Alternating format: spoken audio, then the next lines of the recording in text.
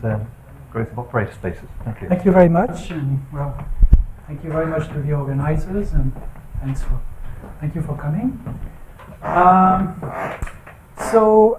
The talk is about quantum expanders, and the applications are in operator space theory. So I'll try to choose an angle that hopefully might interest a group of people in the quantum information theory, and avoid, too abstract structures and so on, refrain from going in so-called abstract directions. So in operator space theory, and actually this comes from C-star algebra theory, there is a notion of exact operator space, which originates in the work by Eberhard-Kirchberg, very deep work by Kirchberg, and which corresponds to C-star algebras that can be embedded into the so-called amenable C-star algebras. Perhaps you've heard of that, which are also the same as nuclear C-star algebras. So this notion became important for operator spaces, and I'll show in a moment why. And they have certain surprising property. One can describe it as a certain explosion of the growth of matricial approximations of these spaces. They can be finite dimensional spaces with fixed dimensions. You can think even of three-dimensional objects. But then when you look at the matrix norms associated, you have this explosion phenomenon.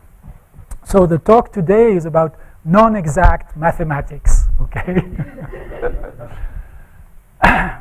So another motivation is something that we proved with Junge back in 1994, which is that, again, there is a certain explosion, but going on this time inside the metric space. So that's the space of spaces. So that's the metric space of finite dimensional operator space of fixed dimension, which could be 3 again, so n or 3. You fix this and you look at the collection of all possible operator spaces. It turns out that for very natural distance it is non-separable, while all the Banach spaces analogues are compact metric spaces, nicely separable. So that's another feature of this explosion, and it's related to the subject of the talk, but in some sort of indirect way. And today I'll explain how quantum expanders can give some sort of a quantified way to describe this so-called explosion, what I call the explosion. So the rate of this explosion is related to certain phenomena involving quantum expanders. I think it's better if I start by discussing quantum expanders and come back to operator spaces in the end. So quantum expanders, the term is relatively recent.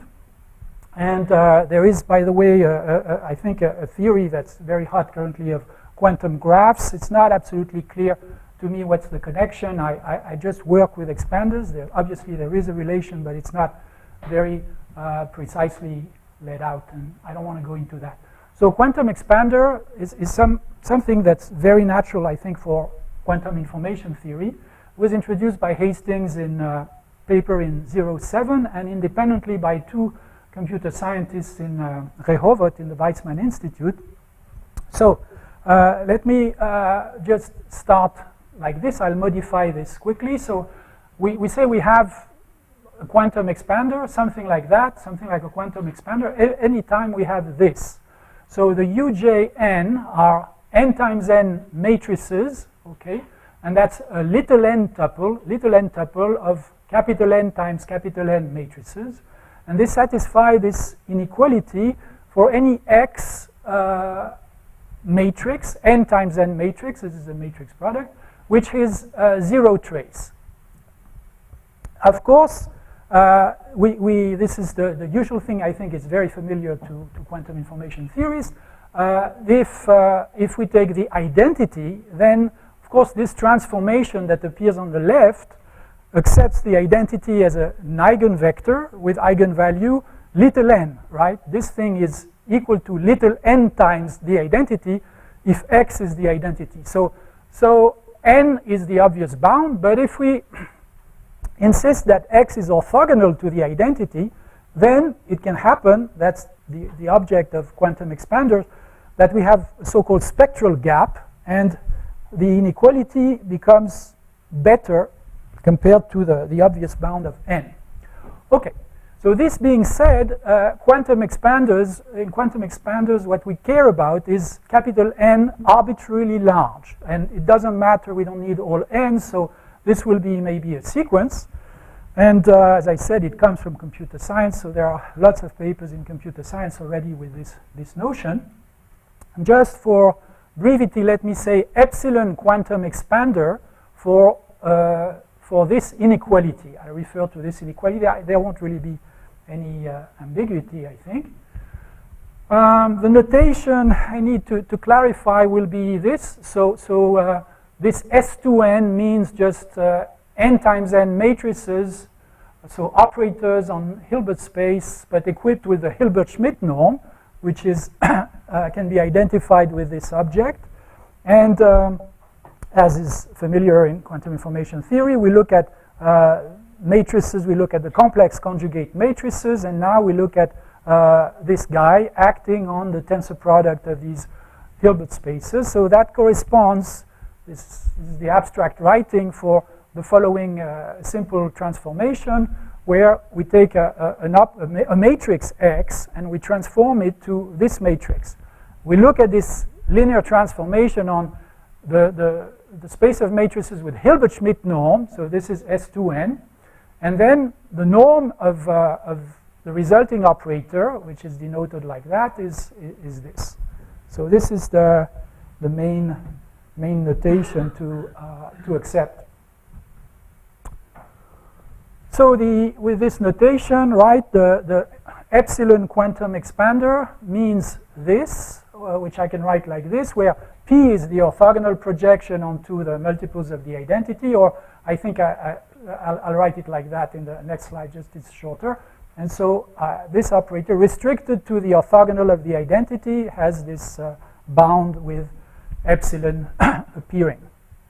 So actually, it's very important to emphasize that, you know, it's a long definition. Expanding graphs is the same problem with expanding graphs.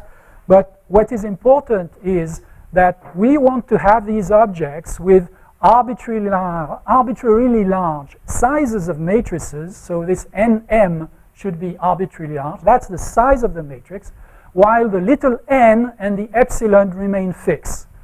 So this is analogous to, if you've seen expanders, the little n is analogous to the degree of the graph.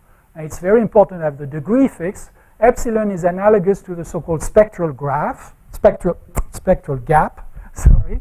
And we want, just like for expanding graphs, we want the degree and the spectral gap to be fixed, but we want the order to go to infinity. The order of the cardinality, number of vertices when you're dealing with a graph. And here the analog is, it's the dimension of the underlying Hilbert space, or equivalently the size of the matrix. Okay, so that's really a quantum expander. It's a sequence of the objects with which I started with. So the crucial inspiration for what I'm doing is a theorem of Hastings that actually I'm not using, but this is really, for me, this was the starting point, and which says that you can produce quantum expanders simply by choosing at random an n-tuple of unitaries, and you have actually a very nice bound like this. So that's the probability that you get by putting, you know, the Haar measure, normalized Haar measure on this group. So you're just choosing independently and uniformly a unitary matrix, and you choose little n of them, and you have this bound. And you see the number here is little o of n, so you definitely have, with large probability, you have quantum expanders. That is, anyway, you have, you know, matrices that tend to be quantum expanders.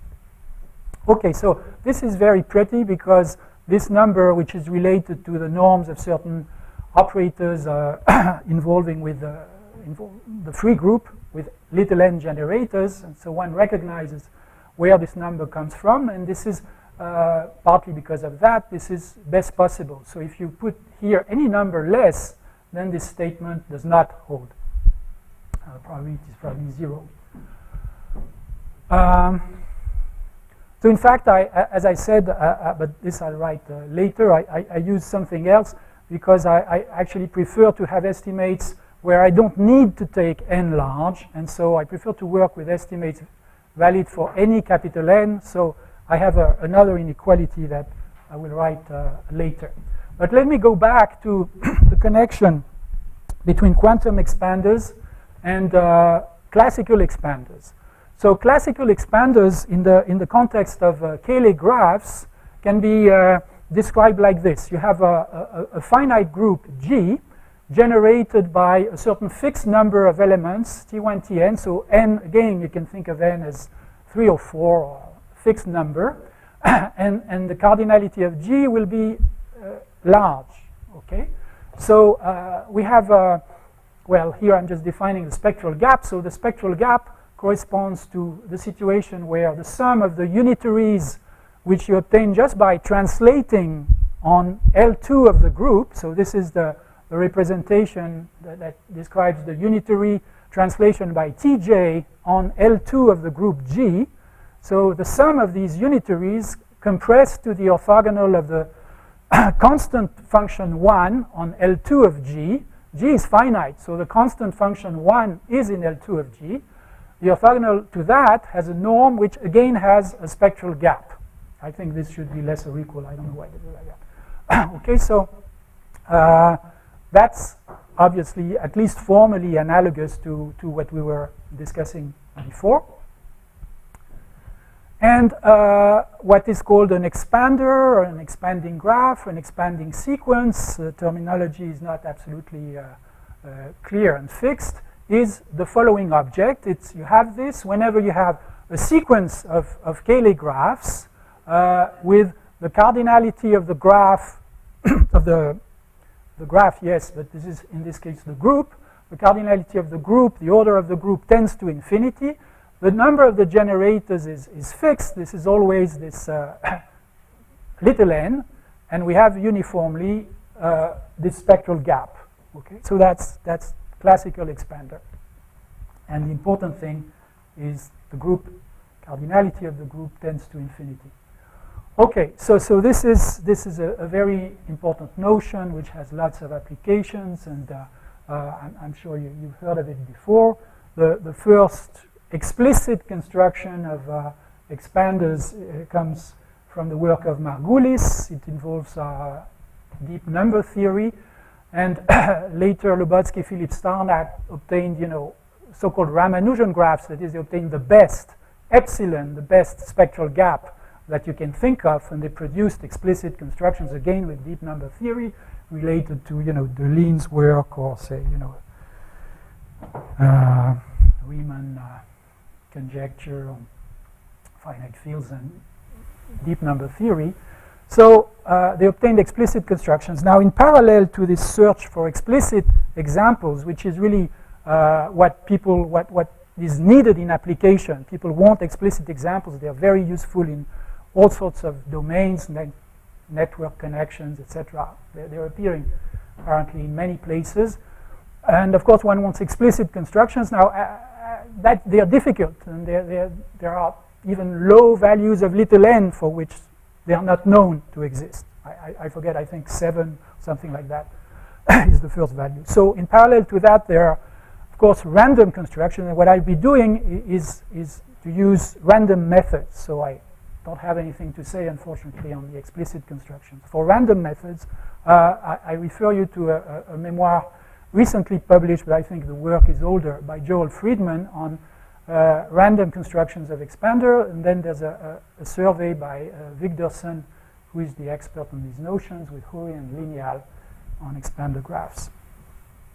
Okay, now how do we go from classical expanders to quantum expanders? And this is important because it explains what I'll be doing next. So consider a classical expander. So you have this, your group is finite. Then consider any non-trivial irreducible representation on G. So pi is an irreducible on G. Now you form this little n tuple of unitaries acting on L2 of the group. Okay, so same thing. This is a unitary acting on L2 of the group. The group is finite. So that's just a capital N times capital N matrix, capital N being the cardinality of the group. The claim is, well, this is an epsilon expander. This follows from this. And the proof is very simple. It's encoded in representation theory in this statement that says that this unitary representation, when you restrict it to the orthogonal of the identity, it's no longer irreducible, but it can be embedded inside the inside the regular representation of the group. So the non-trivial part of the regular representation. So that gives you that any linear combinations of these elements compressed to the orthogonal of the identity have norm less than these guys. And so you immediately have that. But more is true. And the more is the following. If I now have a second irreducible sigma, which is distinct, of course, in the sense that not unitarily equivalent to pi, so I do the same thing. I take the n tuples of unitary associated, then without compressing, without doing anything, automatically we get this. The sum of uj tensor vj bar is like this. So this expresses a very strong form of separation between u's and v's. And I should say maybe strongly separated, but I chose the short version, so I just say epsilon separated. So this is important for the sequel. This inequality means that the two are epsilon separated. Now the representation theory proof of that again is straightforward. When you take pi tensor sigma bar, same thing. This is a unitary representation, which is not irreducible, but when you decompose it into irreducible part, because of the famous Schur lemma, you will not get the trivial representation, so you're automatically inside the restriction of the regular to the non-trivial part of the regular representation. And so that gives you that, again, this is less than the spectral gap for the regular representation on the group. Okay, so I will show you the proof of this actually in a second, because this is important. It's a simple remark inside a paper by Delard, Robertson, and Valette that in fact this observation implies a very interesting restriction on the growth of irreducible representations on a group. And the restriction is this one. You have to read this properly. You have to, of course, agree that the constant C epsilon, the positive constant C epsilon, is independent of anything except epsilon, okay? And the n prime is arbitrary. So it would seem that I'm saying nonsense because the group is finite, but once again, you have to remember that when we speak of epsilon expanders, it's always, you know, that we fix little n and epsilon, but the cardinality of G is arbitrary. So the signification is if your G admits an epsilon expander, okay, with size little n, with little n generated, degree little n, then automatically there is this bound for the cardinality of, well, for the growth of the dimensions of the representation. So it's asked by Wiggerson and Meshulam in a paper whether this is optimal, and this actually motivated me for the next result, which is I cannot answer the question, but I can answer a question which I think has some connection, which is in some sense the functional analytic analog of this question. So I'll write it in a moment, but let's check first the upper bound. And the upper bound, in fact, is proved by simple functional analysis. So what you do is this. You have your family of unitary matrices, so they sit inside that. Let's just work with the norm that would be convenient to drag all along in the talk. So just avoid indices. Let's avoid little n, capital N. Just write. I think there won't be any risk of confusion. So H norm, the H norm will be this thing. So that's a Hilbert space norm. You see we are taking the normalized trace because I put 1 over capital N over this trace. The matrix is a unitary. I mean, the TJs are, say, n times n matrices, often unitary, and 1 over little n. So we are normalizing. So for an n tuple of unitary, this has norm 1. So you can look at the bottom line. For unitaries, this will have norm 1. Okay, and so U and V delta separated, by definition, corresponds to having this expression less than n 1 minus delta, which is, in fact, which implies, but this is, I will emphasize that later, this is really much weaker. It implies, this is the problem with this button. It implies this, okay? So, sorry, it implies it implies this just by developing this norm is a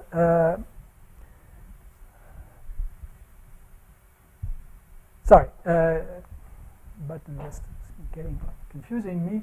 So it implies this simply by, so we have to recall that this corresponds to this operator applied to S2. This is the norm of this operator acting from S2 to S2.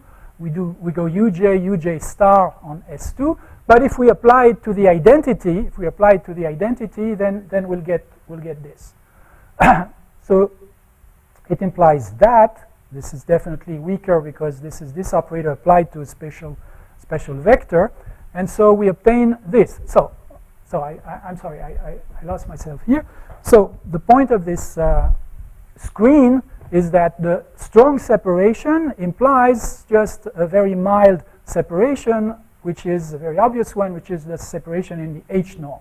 But in the H norm, when we have unitary n tuples of unitaries, they have norm 1.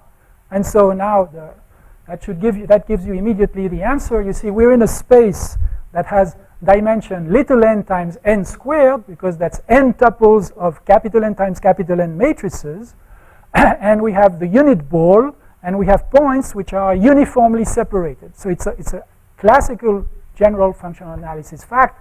Any norm, actually, here it's a Hilbert space, even easier, but that's true for any norm. You will automatically have that the cardinality of disjoint balls of radius, the radius over 2 from what was written previously, will have a cardinality at most this. So you have the upper bound.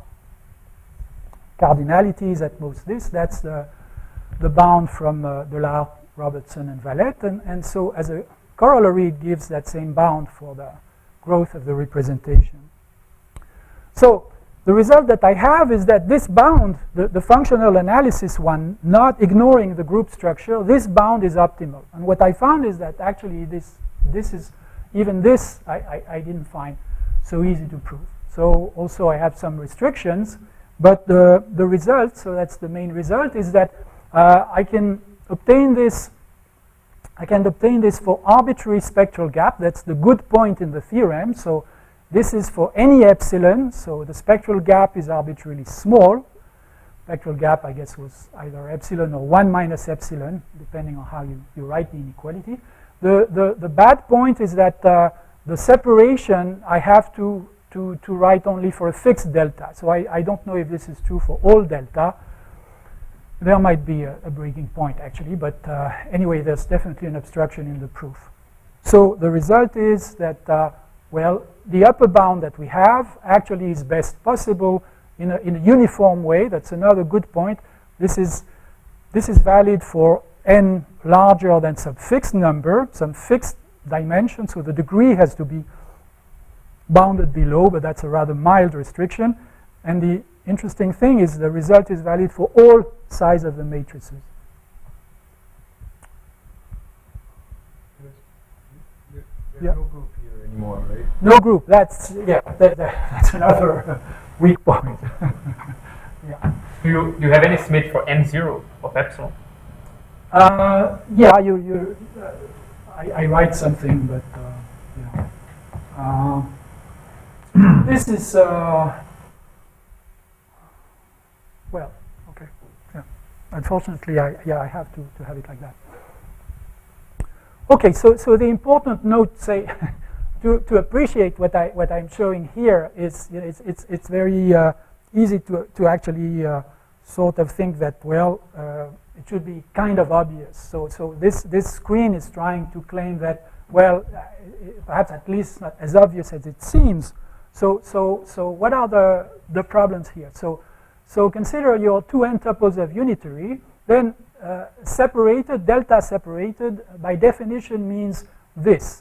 So the important thing is that this is for any x, y, right? You have this separation. So the separation in H that we just argued to obtain the easy proof of the upper bound, separation is in H is much weaker. So this is much stronger because just obviously by developing the scalar product, you see this greater than that, you take the square and then you have the scalar product appearing, it gives you that.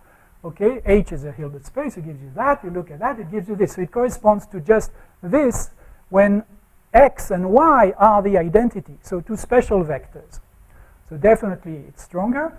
And moreover, the other difficulty is that the condition of separation here, you see, it implies a condition like this, which would be, you know, the tempting natural related metric.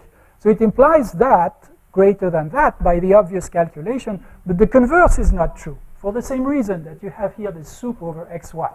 So it's not even clear that the separation in this sense, you know, can be assimilated, and I think actually it cannot be assimilated to disjointness with respect to some balls or some metric. It's of a different kind.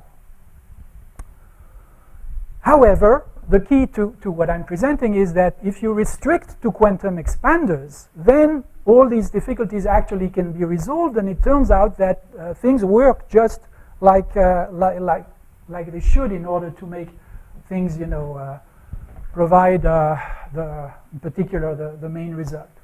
So the sketch of the proof of the main result is this. So first, as an outline, two steps. So first, we have to prove that we have, you know, I remind you that we want to show that there's this exponential number of separated quantum expanders. So it's natural that the first thing to prove is that we just have many quantum expanders, okay, to start with before separating them.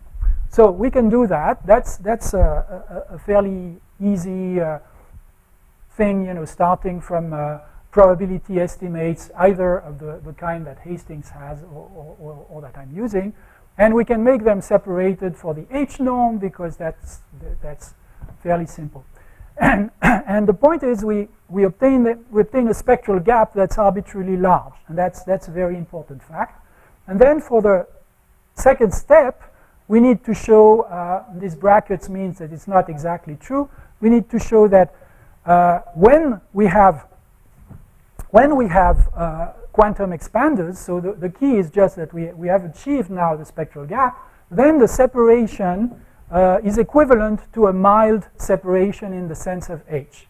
So this thing that I told you before is false becomes true once we have epsilon quantum expanders, and I put brackets because it's not quite true, but it becomes sufficiently true for the proof to work. When I say not quite true, is that actually there's a relation between epsilon and delta, and so one has to be a bit careful. And it's not as brutally true as I'm saying now, but I think I want to just give an outline, so that's a good way to describe things. So then, how do you prove step one? So I use, instead of Hastings, as I said, a universal bound. So I have a way to prove such inequalities, which is definitely easier than Hastings. Hastings has a rather complicated, very delicate estimate on moments, and his proof is rather long. This is sort of much shorter, and it's based on much more traditional ideas by comparing unitary averages to Gaussian averages using polar decompositions and things like that. It's really much more digestible. Besides, it has the other advantage that it works with coefficients, so I can put in front, you know, I can multiply this ui tensor uj by arbitrary scalars. I will have the little L2 norm here, and even by matrices. So it seems that actually it's a different result than Hastings because it's in a much more general context. But the the bound of order square root of n that he had is the same here, and that's the main thing for us. Actually, I really want something just little o of n here for what I'm describing to work. So we immediately, of course, apply Chebyshev's inequality. It gives us that we have, with large probability, the spectral gap will be less than this epsilon n, right? So Markov's inequality, of course, blah, blah, blah. And so actually, for the argument, it's not that important that this is large measure. The argument will work just as long as we have at least measure 1/2 of quantum expanders. So so we get this. We just we just obtain a set of epsilon quantum expanders that has measure more than 1/2, and then we have to work inside this set. So here there's a slight grain of salt that corresponds to the brackets that appeared earlier. It's not exactly with the distance associated to the norm h that one has to work. One has to work with instead the distance of the orbits associated to these n-tuples of unitaries. So orbit is meant in this sense that I look at a fixed u and v. U and v are fixed unitaries, and then I multiply the n-tuple by u on the left, by v on the right. So the set of all resulting L-tuples is what I call the orbit. Okay? And so we now actually look at the proximity of two n-tuples of unitary modulo this orbit. So we now have to change d. It's a minor change really for the arguments that are coming, but it's important. We have to change d to d prime, this infimum over the orbit. So then there's a metric entropy argument that, you know, goes back to very classical idea on relating the soup of a Gaussian process with the metric entropy of a certain subset of Hilbert space. So it's related to these ideas. If you use these ideas, you can show that any set that has probability at least 1/2, so here the next line is using nothing, any set that has probability at least 1/2 inside un to the power little n contains a subset with this exponential cardinality and points mutually separated in the distance d prime. That's a bit surprising perhaps to see at first, but this is just as simple as that. This step is just a very general fact about measure on the unitary group. It has some analogies with, there are some sort of connections to things involving, you know, Sauer's lemma, Elton-Pajor theorem in Banach spaces, things like that, which have some connection to this thing here. So then the step two, I won't say much. You have to just use the spectral gap and look a little bit, be a little bit careful about the consequence of the spectral gap, but things come just as I have stated them. That is, in fact, so the fact that it's slightly technical actually is what brings these restrictions. So you only have a certain delta that works, while it works as soon as epsilon is chosen sufficiently small. But even with very, very, very small epsilon, the proof actually breaks down for delta too close to 1, because I think it's 1 minus delta, the separation. So the statement is like this.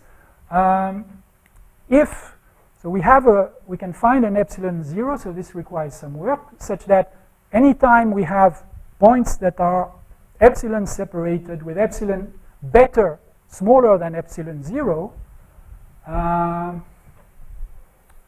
S epsilon, I remind you, this was, maybe I should say this again here. So S epsilon has a mix between epsilon and 1 minus epsilon. So this is the set of U such that sum of uj tensor uj bar over the orthogonal as less than epsilon n. I might have I think I got it right. But anyway, this is mine.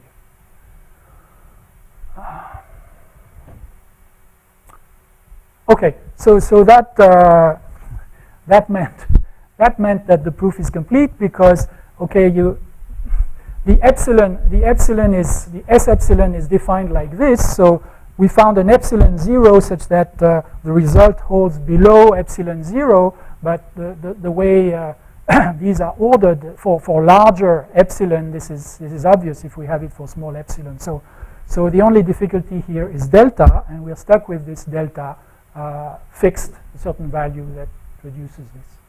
So I don't know if it holds for all delta, and that essentially is the end of the outline of proof of the main result about these, the existence of a large number of well-separated quantum expanders with arbitrarily large spectral gap. Okay, so let me now show you some applications to operator spaces. So I think there was a tutoring lecture actually in the quantum information beginning of the semester, 2 weeks ago. Don't have to say much. Formally, an operator space is a closed subspace of B of H. It's a theory that is very well developed now, started already now. It's not even new anymore, far from that, since this is already old. And there are 2 books, a book by Efros and Ruan, and one by myself, if you're interested, that introduce to operator space theory. So in this theory, the spaces are really more or less the same as Banach spaces, just they are viewed inside B of H. And the linear maps are changed. So instead of the bounded linear maps, and this of course is closely connected to quantum information theory, we work with completely bounded maps. Completely bounded maps are defined with the norm which is here at the bottom. So completely bounded map is a sup over n of the norm of un, which is the map U acting on n times n matrices with entries in E, but in the obvious way, right? So then uniformly, to ask that U is completely bounded means that we ask that it's bounded at the level of n times n matrices, but for any n. Okay, so isomorphisms are replaced by so-called complete isomorphisms, and it's clear what it means. And we have a degree that measures the distance between 2 spaces, which is analogous to the Banach-Mazur distance. I'll come back to that later, I think. So the important thing, and it suffices for this talk, is that in operator space theory, the norm is replaced by a sequence of norms. And so this is important because it really fits with what I want to emphasize today with this idea of growth. Okay? So the growth, of course, will be with respect to the size, capital N, of the matrices. And this fits, of course, with the philosophy also, quantum information theory. Okay, so the ordinary norm corresponds to n equal to 1. And then for n times n matrices, well, we have this, this sequence indexed by n. Okay, so what is this growth that I want to discuss? So let me start way back in the classical norm space or Banach space result. If you consider any Banach space, say finite dimensional, now I restrict to finite dimensional, then the classical Han-Banach theorem tells you that the norm is like this, sup over the dual unit bool. So this has a matricial analog, which is very simple to prove, but it's a simple but very important fact, Roger Smith lemma. And it says that, that the norm, now the nth norm, so at the matrix level, is also the sup with something similar, but instead of, and this is very natural, instead of linear forms, where this would be from E to 1 dimension, that would be linear forms, you go from E to capital N times capital N matrices with not the norm, but the CB norm less than 1. And the sup over, the natural thing gives you a realization, gives you an identity for the Mn of E norm. One thing, of course, that gets complicated is that when we have C here, 1 dimension, of course, as you all know, C of C here gives us still the same as C, and in dimension n, this is now on a Hilbert space of dimension n squared. But nevertheless, this formula is of course analogous to the other one. So a natural question is how many u's in this formula here? How many u's are really needed? Okay, remember that E is finite dimensional. So how many u's are really needed? By this we mean that we now want to discretize this soup. Okay, and we're interested in the following. We're interested in the smallest cardinality of a finite set included in the analog of the dual unit ball, which is associated to these n times n matrices, and such that the norm is equivalent up to delta. So I write it like that to fit, the previous treatment with quantum expanders and delta separation. But actually, I'll shift to a constant c, which is going to be which is the inverse of 1 minus delta, so which is going to be strictly more than 1, right? Delta positive corresponds to c strictly more than 1. And so I can rewrite the inequality, which is here, just like that, gives you the analog with Han-Banach. If c is equal to 1, we recover the Rogers-Smith result, but we cannot with a finite set. Okay, so again, just to make sure picture is clear, so the definition of this number, it's unpleasant because of the two parameters. It's the smallest k, such that for any element in the nth space associated to E, matrices over E, we have a subset of the analog of the dual unit ball, cardinality k, such that that nth norm is equivalent up to C with with the soup over this set and paired with the natural way that produces this. Okay, the upper bound is obvious because remember, we are always normalizing T. We are taking this set inside the unit ball. So since it is in the unit ball, right, we always have this inequality for free. And so I'm writing it with just the constant this way on the other side. It's just more convenient.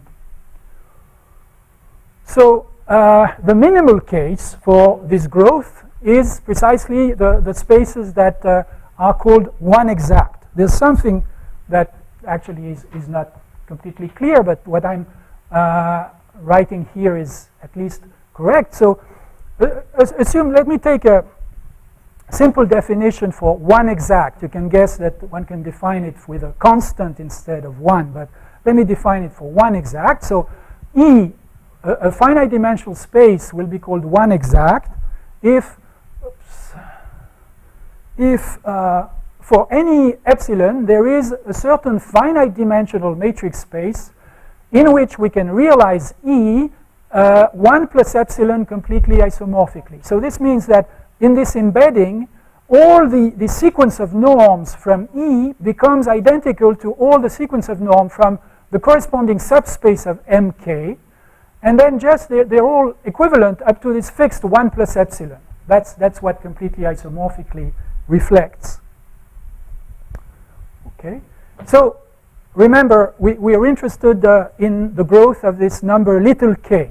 So if E is one exact, what I claim here is that, well, a single U will suffice, because we have our space.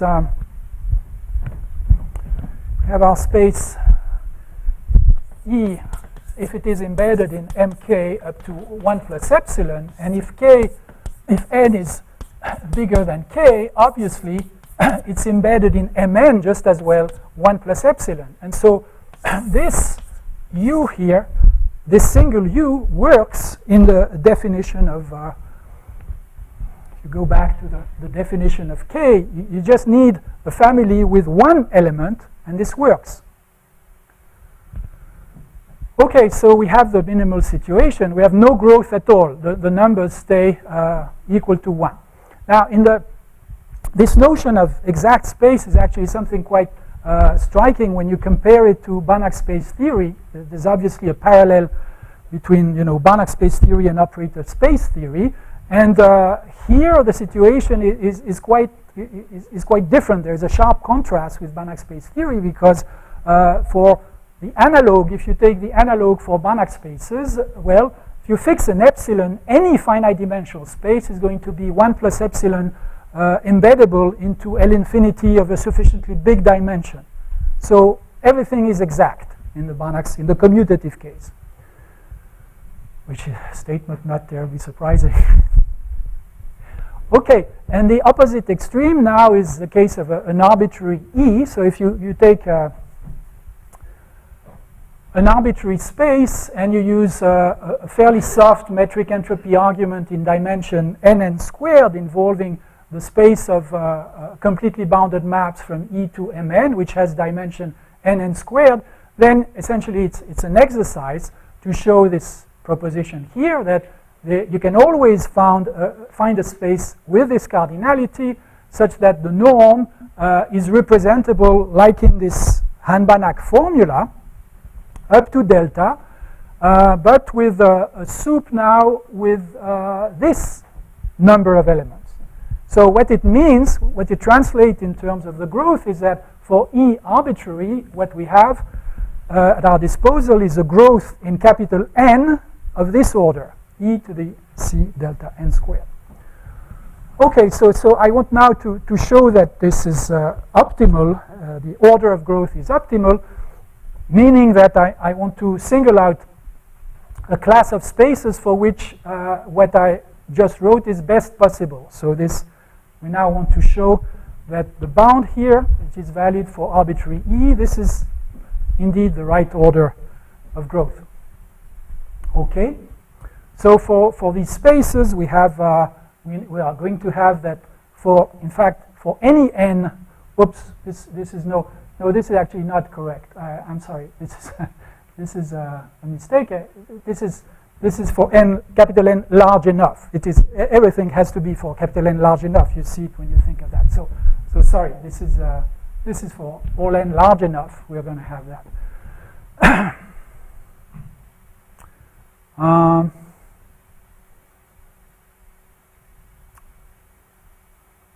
Well, yes. Nevertheless, the examples that appear below, they have it for all capital N. But the interest is really the asymptotic. But this is true for all n, for the examples that are coming. And so these spaces are, of course, the other end of the classification. They're extremely not exact. Let me just say that they are that they exhibit exponential growth, just to be quick and be able to state things quickly. So I just want to describe two examples which are important examples in operator space theory. They play a very important role. The first one, E1, is the analog of L1n, and the other one is the analog of L2n. So I write them simply as E1 and E2. So remember, it's analogous to L1 and analogous to L2. This can be realized inside the C-star algebra of the free group, but you can forget this. So let's start with L1. So the space L1, so that's an interesting case study. It's spanned by n unitaries. This time they're infinite dimensional unitaries. Okay, and all I have to do really to describe this space is to write for you the sequence of norms. Okay, so what is the sequence of norms in this space? So first, what is the norm? So the norm, as you expect, the norm is the little L1 norm. And then what is the nth norm? So the norm at the matrix level with coefficients in Mn, turns out it's easier to write it with tensor product notation here, turns out to be the soup of this expression when you plug in here an arbitrary n tuples of unitary of size capital N, the same capital N. So you see appearing here the connection, of course, with quantum expanders. So this is identical to the norm, and then the theorem that I'm describing says that, in fact, up to delta, if you want to now write an equivalent of this supremum, if you want to discretize this in order to keep this identity for any sequence of coefficients, then you need the exponential growth. And the second example of the same type is L2. It is also very important in the theory. So it is generated by a basis T1, Tn. I described you the norm. That's all. It identifies the space completely. So the ordinary norm is the little L2 norm. And then at the nth matrix level, so if I take coefficients in Mn, the formula for the norm of Mn of E2 is very, very analogous to the one for Hilbert space. So it is this expression here, which I can also rewrite like this if I do the trick of defining some sort of generalization of scalar product like this, which of course is something with value now in M capital N tensor M capital N. So this space satisfies all these nice identities, very, very much analogous to Hilbert space, and I don't have to explain why, I'm sure, why it is considered the analog of Hilbert space in operator space theory, but it is also, you know, it has the same characteristic features as Hilbert space. That is, there is a theorem that says it is the unique self-dual object among all n-dimensional operator spaces. So the corollary of the main result is that these two spaces and a certain class of spaces all have exponential growth in the sense that was described before. So let me quickly, in a couple of minutes, just say a little more, give another flavor of another application, which again has the same style, that it measures something like the growth of a certain explosion. And it's stated in terms of metric entropy of a metric space. So the metric space is going to be the set of all operator spaces, and the distance is going to be the distance dn, which is here. So dn is now the analog of the Banach-Mazur distance, the product of these two coefficients, norm un, norm u minus 1. When you look at the norms at the n times n matrix level, and if you soup over n, then you get, it's possible to show you do get the CB distance, what you think naturally as the analog of the Banach-Mazur distance. So just recall we have a distance that now depends on the size of the matrix. So we can consider as I said, the set of all operator spaces, the set of all, I'm sorry, I forgot, of course it's n-dimensional operator spaces. This is for n-dimensional operator spaces. Little n is the dimension. We, of course, identify two spaces if they are completely isometric. So we have an object which is a complete metric space. It's nice, there's no problem there. But it turns out it's not separable for the metric dCB. And so this, I claim that this somehow is related to that phenomenon in the sense that it shows that its entropy, when you measure it with the distance dn, is extremely large. And so the theorem says that if you look at the metric entropy, the smallest number of balls of radius r, for a non-trivial r, that cover this space, then uniformly over all sides of the matrices, it has to be between two numbers with this double exponential growth. So it's exponential of exponential. And I think I will close by this statement. Thank you very much. Thank you.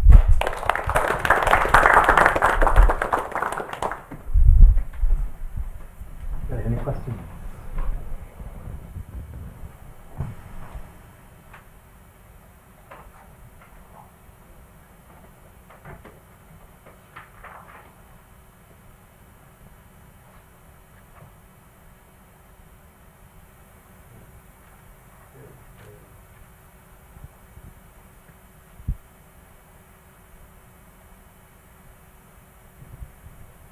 Bill again?